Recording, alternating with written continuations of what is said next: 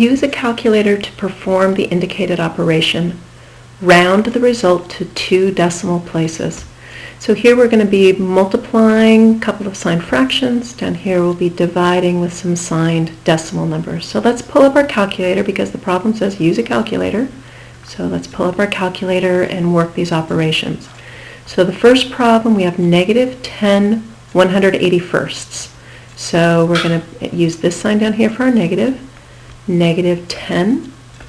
And then we're going to use our fraction key before we go to the denominator, 181. And notice that's being multiplied. So we're going to multiply that by negative 53. And then we're going to do our fraction key before we go to the denominator, 92.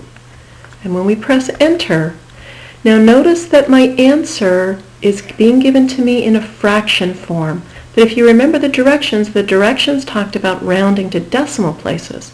So what we want to do here, let's go ahead and jot down this fraction.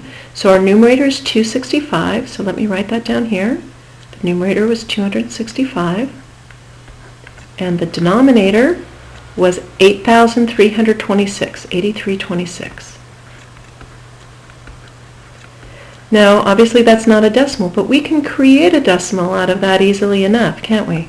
We can come back to our calculator, and we can enter in 265, and we can divide that by 8,326, and that's going to give us the decimal form that we're going to round to 2 places. So we want to look 2 places past the decimal, and then 1 more to tell us how to round, because in the 3rd place we see a 1.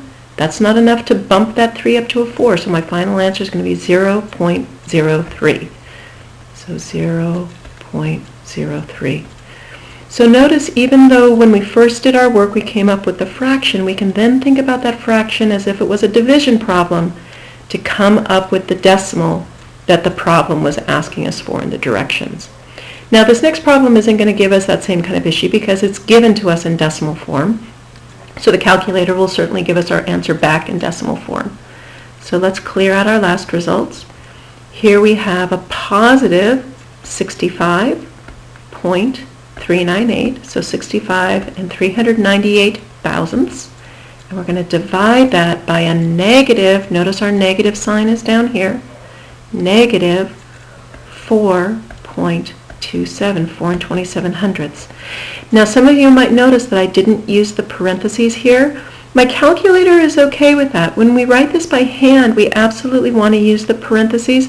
The calculator has a little bit more flexibility. We can use the parentheses if we want, and that's not going to hurt us.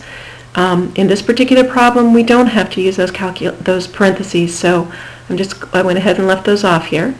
So let's come up with our answer. So we certainly would have expected that it would be negative, because a positive divided by a negative is always going to give us a negative. Negative 15.31569, blah, blah, blah, round to 2 decimal places. So we look to that 3rd place past the decimal. We see that that's a 5. Since it's 5 or higher, that's going to round that 1 up to a 2. So we're going to have negative 15.32 for our final answer.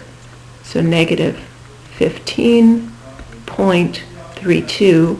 So negative 15 and 32 hundredths would be the final answer for that one.